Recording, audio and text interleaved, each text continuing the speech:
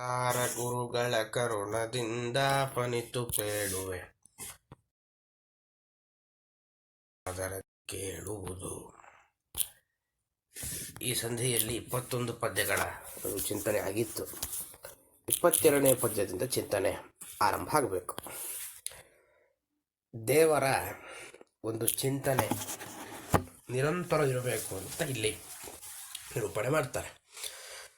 ಆವ ದೇಹವ ಕೊಡಲಿ ಹರಿ ಮತ್ತಾವ ಲೋಕದೊಳಿಡಲಿ ತಾ ಮತ್ತಾವ ದೇಶದೊಳಿಡಲಿ ಆವಾವಸ್ಥೆಗಳು ಬರಲಿ ಈ ವಿಧದಿ ಜಡಚೇತನದೊಳು ಪರಾವರೇಶನ ರೂಪ ಗುಣಗಳ ಭಾವಿಸುತ್ತ ಸುಜ್ಞಾನ ಭಕುತಿಯ ಬೇಡುಕೊಂಡಾಡು.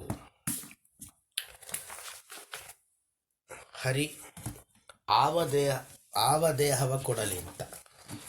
ನಮಗೀಗ ಮನುಷ್ಯ ದೇಹ ಬಂದಿರುತ್ತೆ. ಯಾವಾಗಲೂ ಇದೇ ದೇಹವೇ ನಿರಂತರ ಪ್ರತಿ ಜನ್ಮದಲ್ಲೂ ಮನುಷ್ಯ ದೇಹವೇ ಬರುತ್ತೆ ಅಂತ ಏನು ನಿಯಮ ಇಲ್ಲ. ಆವ ದೇಹವ ಕೊಡಲಿ. ದೇವರು ಯಾವುದು ಬೇಕಾದರೂ ಜನ್ಮಕ್ಕೆ ಕೊಡ್ಬೋದು ನಮಗೆ.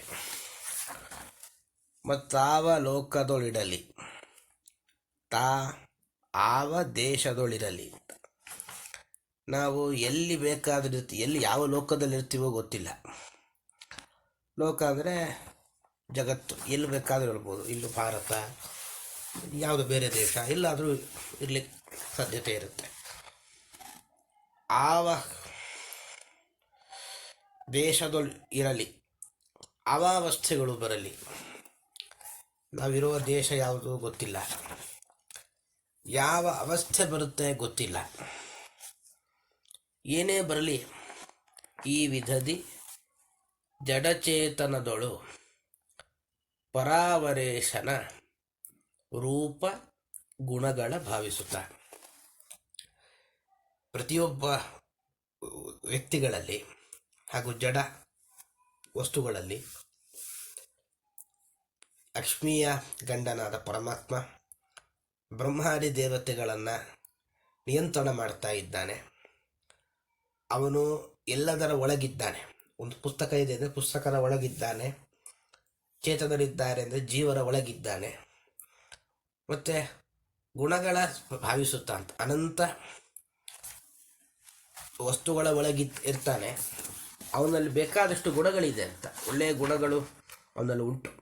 ಆದ್ದರಿಂದ ಎಲ್ಲ ಜೀವ ಹಾಗೂ ಜಡ ವಸ್ತುಗಳಲ್ಲಿ ವ್ಯಾಪ್ತನಾದ ಪರಮಾತ್ಮನ ಗುಣದ ಚಿಂತನೆ ನಿರಂತರ ಮಾಡ್ತಾ ಇರು. ಏನನ್ನು ಪ್ರಾರ್ಥನೆ ಮಾಡು ಅಂದರೆ ಸುಜ್ಞಾನ ಭಕುತಿಯ ಬೇಡು. ನಿನ್ನ ಒಳ್ಳೆಯ ಜ್ಞಾನ ಕೊಡು ಅಂತ ಪ್ರಾರ್ಥನೆ ಮಾಡು. ಭಕುತಿಯ, ನಿನ್ನಲ್ಲಿ ದೃಢವಾದ ಪ್ರೇಮ, ಭಕ್ತಿ ಅಂದರೆ ಹೇಳ್ತಾರೆ. ನಾವು ಬಹಳ ಪ್ರೀತಿಸೋದು ನಮ್ಮ ದೇಹವನ್ನು. ದೇಹಕ್ಕಿಂತ ಜಾಸ್ತಿ ಪ್ರೇಮ ಪ್ರಾಣದ ಮೇಲೆ ಪ್ರತಿಯೊಬ್ಬರಿಗೂ ಬಹಳ ಪ್ರೇಮ ಇರುತ್ತೆ. ಆ ಪ್ರಾಣವನ್ನು ಮೀರಿ ನಿಂತ ಒಂದು ಸ್ನೇಹ ದೇವರಲ್ಲಿ ಬರಬೇಕು ಅಂದರೆ ದೇವರೇ ಕೊಡಬೇಕು. ಆದ್ದರಿಂದ ಹೀಗೆ ದೇವರನ್ನು ಭಕ್ತಿಯಿಂದ ಬೇಡುವನ ಸ್ತೋತ್ರ ಮಾಡ್ತಾ ಇರು ಅಂತ. ಇಲ್ಲಿ ಇನ್ನೊಂದು ಅಭಿಪ್ರಾಯವೂ ಇದೆ.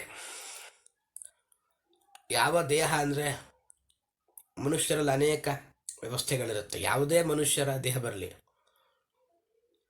ಅಥವಾ ಯಾವ ಪ್ರಾಣಿಯ ದೇಹ ಬಂದರೂ ಕೂಡ ಕೆಲವೊಮ್ಮೆ ಏನಾಗಿರುತ್ತೆ, ಪ್ರಾಣಿಗಳಾಗಿ ಹುಟ್ಟಿಸ್ತಾನೆ ದೇವರು. ನಾವು ಈಗ ದೇವರ ಚಿಂತನೆ ಬಂತು ಅಂತಾದರೆ ಪ್ರಾಣಿಯ ದೇಹದಲ್ಲೂ ಕೂಡ ನಮಗೆ ವಸ್ತುತಃ ಅಲ್ಲೇನು ಒಳ್ಳೆಯ ಸಾಧನೆ ಮಾಡಲಿಕ್ಕೆ ಅವಕಾಶ ಇಲ್ಲ.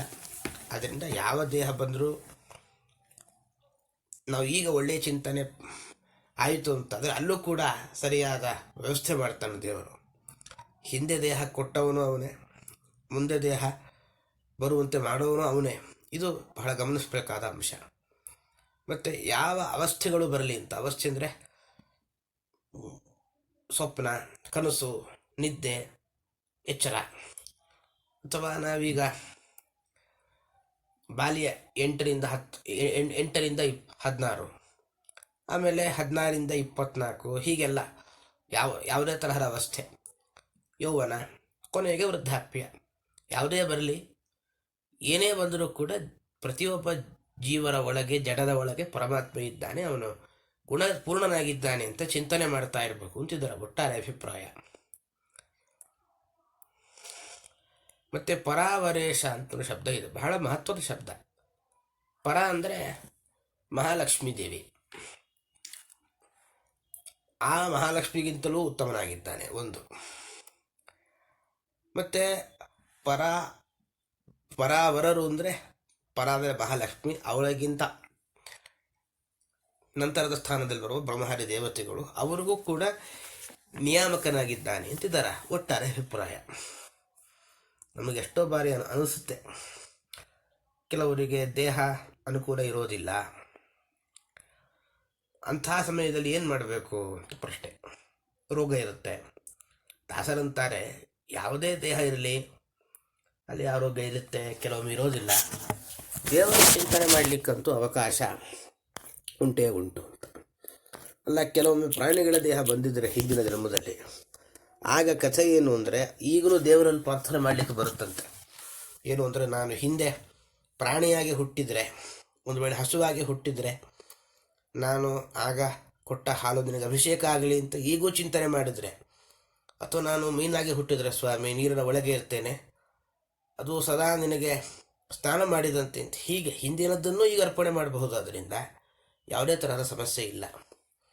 ಮತ್ತಾವ ಲೋಕದ ಇಡಲಿ ಅಂದರೆ, ಕೆಲವೊಮ್ಮೆ ನರಕ ಬರುತ್ತೆ ನಮಗೆ, ಪ್ರಾಣ ಬಿಡ್ತೇವೆ, ಪಾಪ ಮಾಡಿರ್ತಾನೆ ಜೀವ, ನರಕದ ಒಳಗೆ ಹೋಗ್ತಾನೆ. ಅಲ್ಲೂ ಕೂಡ ಆ ದುಃಖವನ್ನು ತಾನು ಸಜೀವ ಆಗಿದ್ದ ಅಂದರೆ ಅದು ಪಾಪದ ಫಲ ಅಂಥೇಳಿ ದುಃಖದ ಒಂದು ಅನುಭವ ಅವನಿಗಾಗುತ್ತೆ. ಮುಂದದು ದೇವರ ಸ್ಮರಣೆಗೆ ಬರುವಂತೆ ಅದು ಕಾರಣ ಆಗುತ್ತೆ. ಆದ್ದರಿಂದ ಅದು ಬಹಳ ಒಳ್ಳೆಯ ಸಂಗತಿಯೇ.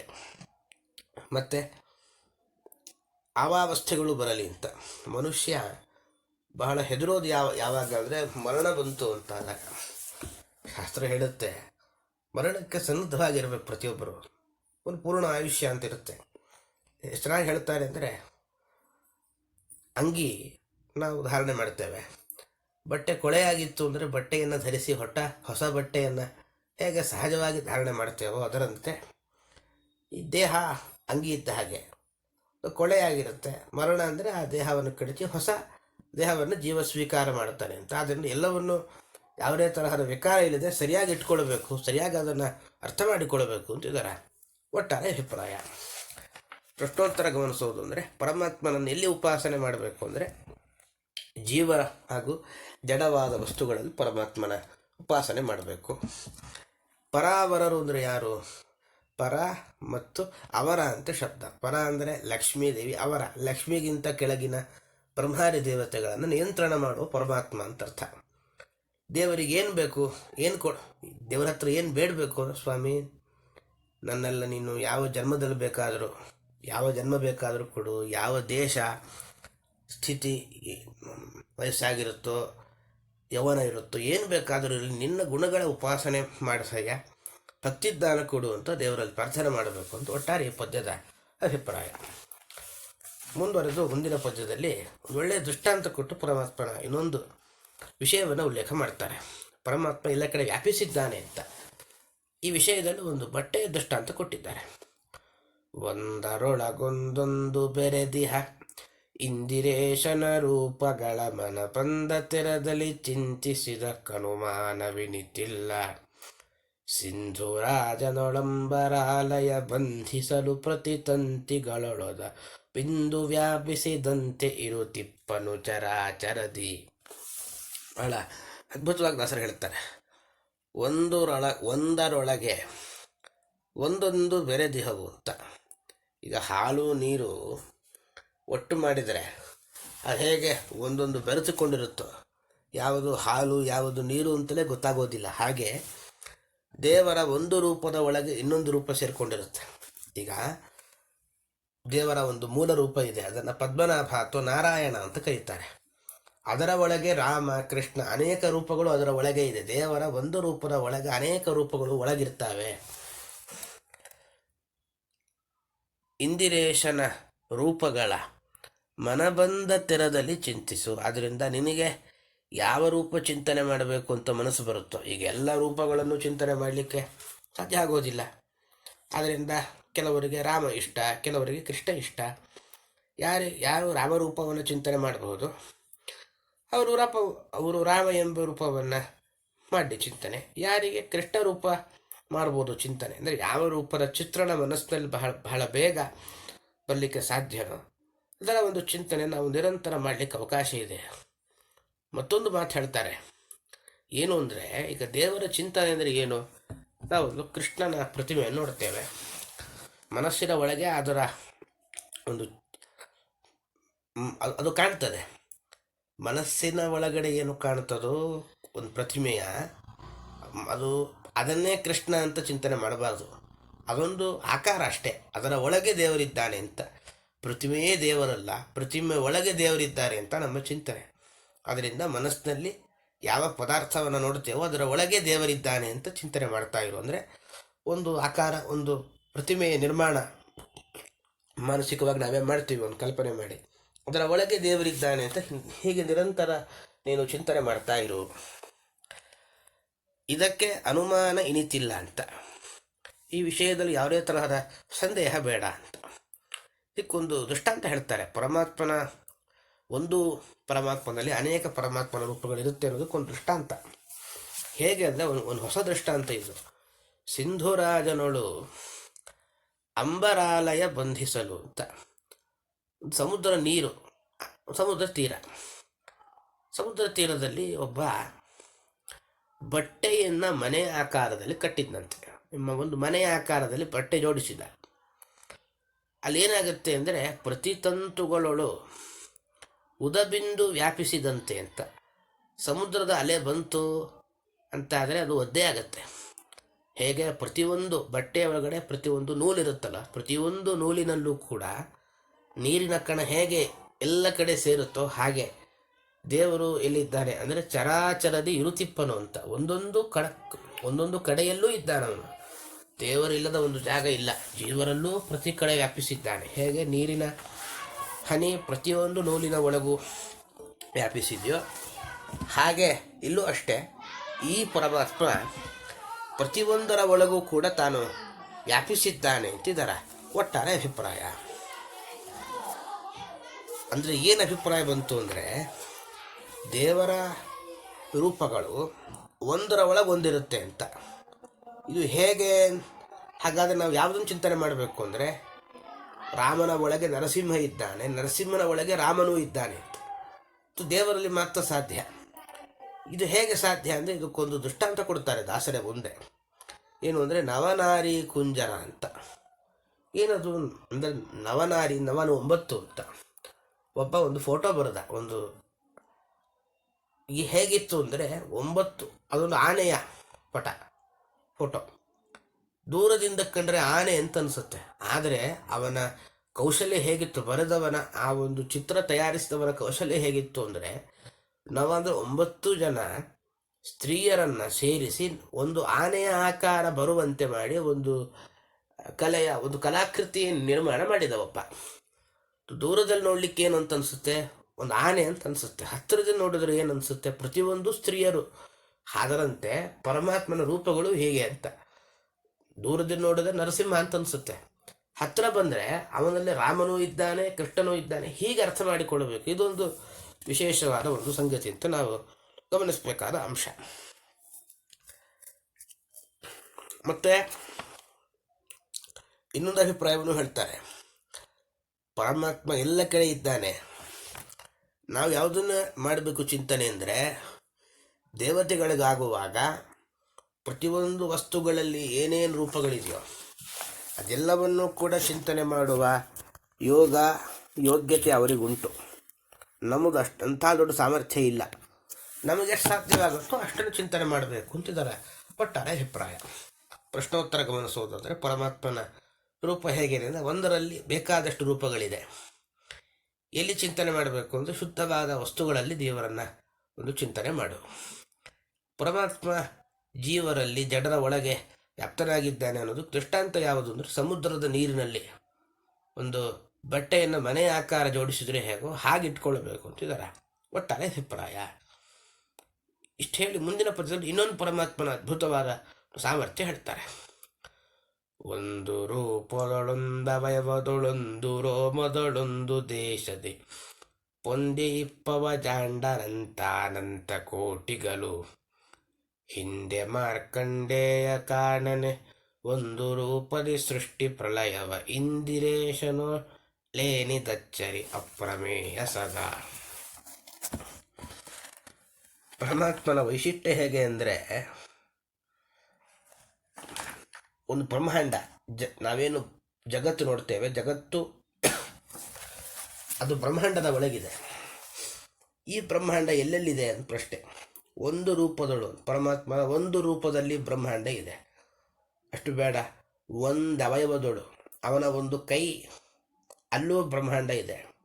ಅಷ್ಟು ಬೇಡ, ಒಂದು ರೋಮದಿ ಅಂತ ಅವನ ಒಂದು ರೋಮದಲ್ಲಿ, ಒಂದು ದೇಶದಿ, ಯಾವುದೋ ಒಂದು ಪ್ರದೇಶದಲ್ಲಿ ಅನಂತಾನಂತ ಕೋಟಿಗಳು ಅಂಬುಜಾಂಡ ಪೊಂದಿ ಇಪ್ಪವು ಅಂತ ಬ್ರಹ್ಮಾಂಡ ಒಂದೊಂದು ಅನೇಕ ಬಾರಿ ಬ್ರಹ್ಮಾಂಡವನ್ನು ಅವನು ಸೃಷ್ಟಿ ಮಾಡ್ತಾನೆ. ಬೇಕಾದಷ್ಟು ಬ್ರಹ್ಮಾಂಡ, ಜಗತ್ತೆಲ್ಲ ಲೋಕಗಳು ಅವನ ಒಂದು ರೂಪದಲ್ಲಿದೆ, ದೇಹದ ಒಂದು ಭಾಗದಲ್ಲಿದೆ, ಒಂದು ರೋಮದಲ್ಲಿದೆ, ಯಾವುದೋ ಒಂದು ಪ್ರದೇಶದಲ್ಲಿದೆ. ಹೀಗೆ ಅರ್ಥ ಮಾಡಿಕೊಳ್ಬೇಕು. ಇದಕ್ಕೆ ದೃಷ್ಟಾಂತ ಏನು ಅಂದರೆ, ಪರಮಾತ್ಮ ಕೃಷ್ಣನಾಗಿ ಬಂದಲ್ವಾ, ಕೃಷ್ಣ ಅಂದರೆ ಪ್ರತ್ಯೇಕ ಅಲ್ಲ ಅಂತ. ಒಂದು ಕೂದಲನ್ನು ಕಿತ್ತು ಹಾಕಿದ, ಅದೇ ಕೃಷ್ಣನಾಗಿ ಬಂತು. ಕೃಷ್ಣನ ಬಾಯಿ ಒಳಗೆ ಇಡೀ ಜಗತ್ತನ್ನು ಕಂಡಿದ್ದಾಳೆ ಯಶೋದೆ ಅಂತ ಬರುತ್ತೆ ಕಥೆ. ಅದರಿಂದ ಒಂದು ರೋಮದಲ್ಲಿ, ರೋಮಕ್ಕೂಪರ ಯಾವುದೋ ಒಂದು ಚಿಕ್ಕ ಪ್ರದೇಶದಲ್ಲಿ ಬ್ರಹ್ಮಾಂಡಗಳಿರ್ತಾವೆ. ಅದೆಷ್ಟು ಅನಂತಾನಂತ, ಬೇಕಾದಷ್ಟು ಬ್ರಹ್ಮಾಂಡ ಇರ್ತಾವೆ. ಹಿಂದೆ ಒಂದು ರೂಪದ ಸೃಷ್ಟಿ ಪ್ರಲಯವ, ಪರಮಾತ್ಮ ಒಂದೇ ರೂಪದಿಂದ ಸೃಷ್ಟಿಯನ್ನೂ ಮಾಡ್ತಾನೆ, ಪ್ರಲಯ ಅಂದರೆ ನಾಶವನ್ನೂ ಮಾಡ್ತಾನೆ. ಇದು ಹೇಗಪ್ಪ ಅಂದರೆ ಮಾರ್ಕಂಡೇಯ ಕಾರಣನೆ ಅಂತ. ಮಾರ್ಕಂಡೇಯರು ಅಂತ ಒಬ್ಬರು ದೊಡ್ಡ ಋಷಿಗಳಿದ್ರಂತೆ. ಅವರು ಪರಮಾತ್ಮನ ಹತ್ರ ಪ್ರಾರ್ಥನೆ ಮಾಡ್ತಾರೆ, ಸ್ವಾಮಿ ನನಗೆ ಸೃಷ್ಟಿ ಪ್ರಲಯ ಎರಡು ನೋಡಬೇಕು ಅಂತ. ಅವರು ಬದರಿಯಲ್ಲಿರ್ತಾರೆ. ಕೂಡಲೇ ಏನಾಗುತ್ತೆ ಅಂದರೆ ದೊಡ್ಡ ದೊಡ್ಡ ನೀರು, ಇಡೀ ಜಗತ್ತೆಲ್ಲ ನೀರಿನಲ್ಲಿ ಸೇರಿ ಹೋಯಿತು. ಅವರು ಅಲ್ಲಿ ಒಳ ಪ್ರವೇಶ ಮಾಡ್ತಾರೆ, ನೀರಿನ ಪ್ರವಾಹದಲ್ಲಿ ತೇಲ್ತಾ ಇದ್ದಾರೆ. ದೂರದಲ್ಲಿ ಒಂದು ಆಲೆದೆಲೆ ಕಾಣುತ್ತಂತೆ. ಒಂದು ಪುಟ್ಟ ಮಗು ಮಲಗಿತ್ತು. ತಾವು ಅದನ್ನು ಕಷ್ಟಪಟ್ಟು ಆ ಮಗುವಿನ ಹತ್ರ ಹೋದರು. ಆ ಮಗು ಉಸಿರಾಡುವಾಗ ಸೊಳ್ಳೆಯಂತೆ ಮೂಗಿನ ಒಳಗೆ ಹೋದ್ರಂತೆ. ಆ ಹೊಟ್ಟೆ ಒಳಗೆ ಹೋದರೆ ಜಗತ್ತಿನ ಸೃಷ್ಟಿ ಆಗ್ತಾ ಉಂಟು. ಹೊರಗೆ ಬರ್ತಾರೆ, ಜಗತ್ತಿನ ಪ್ರಲಯ. ಹೊಟ್ಟೆ ಒಳಗೆ ಹೋದರೆ ಜಗತ್ತಿನ ಸೃಷ್ಟಿ. ಹೀಗೆ ಮಾರ್ಕಂಡೇಯರು ಒಂದೇ ಪರಮಾತ್ಮನ ರೂಪದಲ್ಲಿ ಸೃಷ್ಟಿ ಪ್ರಲಯ ಎರಡನ್ನೂ, ಪ್ರಲಯ ಅಂದರೆ ನಾಶ, ಸೃಷ್ಟಿಯನ್ನೂ ಮಾಡ್ತಾನೆ, ನಾಶವನ್ನೂ ಮಾಡ್ತಾನೆ. ಇದು ಅವನ ವೈಶಿಷ್ಟ್ಯ. ಸದಾ ಅಪ್ರಮೇಯ, ಅವನ ಬಗ್ಗೆ ಯಾರಿಗೂ ಸಂಪೂರ್ಣ ಜ್ಞಾನ ಇಲ್ಲ. ಇಂದಿರೇಶನಳು ಅಚ್ಚರಿ ಏನಿದು, ಇದು ದೊಡ್ಡ ಆಶ್ಚರ್ಯ ಅಂತ ಹೇಳಲಿಕ್ಕೆ ಸಾಧ್ಯ ಇಲ್ಲ. ಯಾಕೆಂದರೆ ಪರಮಾತ್ಮನಿಗೆ ಏನು ಬೇಕಾದರೂ ಮಾಡುವ ಸಾಮರ್ಥ್ಯ ಇರೋದ್ರಿಂದ ಈ ಮಹಿಮೆ ಅವನಿಗೇನು ದೊಡ್ಡ ಆಶ್ಚರ್ಯವೇ ಅಲ್ಲ ಅಂತಿದ್ದಾರೆ ಒಟ್ಟಾರೆ ಅಭಿಪ್ರಾಯ. ಪ್ರಶ್ನೋತ್ತರ ಹೀಗಿದೆ. ಬ್ರಹ್ಮಾಂಡಗಳು ಎಲ್ಲೆಲ್ಲಿದೆ ಅಂತ ಪ್ರಶ್ನೆ. ಪರಮಾತ್ಮನ ಒಂದು ಅವಯವ, ಒಂದು ರೋಮ, ದೇಹ, ಇಲ್ಲೆಲ್ಲ ಬ್ರಹ್ಮಾಂಡಗಳಿದೆ. ಪರಮಾತ್ಮನ ಒಂದು ದೇಹದಲ್ಲಿ ಸೃಷ್ಟಿ ಹಾಗೂ ಪ್ರಲಯವನ್ನು ಕಂಡವರು ಯಾರು ಅಂದರೆ ಮಾರ್ಕಂಡೇಯ ಋಷಿಗಳು ಸೃಷ್ಟಿ ಹಾಗೂ ಪ್ರಲಯ ಕಂಡಿದ್ದಾರೆ. ಒಟ್ಟಾರೆ ದಾಸ ಹೇಳಿದ ಅಭಿಪ್ರಾಯ ಏನು ಅಂದರೆ, ಪರಮಾತ್ಮನ ಶಕ್ತಿ ಅನಂತ, ಅದು ಎಣಿಸ್ಲಿಕ್ಕಾಗಲ್ಲ. ಆದ್ದರಿಂದ ಅಂಥವನಿಗೆ ಇದೇನು ದೊಡ್ಡ ಸಂಗತಿಯಲ್ಲ ಅಂತ ಹೇಳ್ತಾರೆ ಅಂತ ಹೇಳ್ತಾ ಇಲ್ಲಿಗೆ ಇಂದಿನ ಚಿಂತನೆಯನ್ನು ಪರಮಾತ್ಮನ ಪಾದಕರ್ಪಣೆ ಮಾಡೋಣ. ಶ್ರೀಕೃಷ್ಣ ಅರ್ಪಣಮಸ್ತು, ಮಧ್ವೇಶ ಅರ್ಪಣಮಸ್ತು. ಮತ್ತೆಲ್ಲರೂ ಕೂಡ ನಾಳೆ ಸೇರೋಣ. ಹರಯೇ ನಮಃ.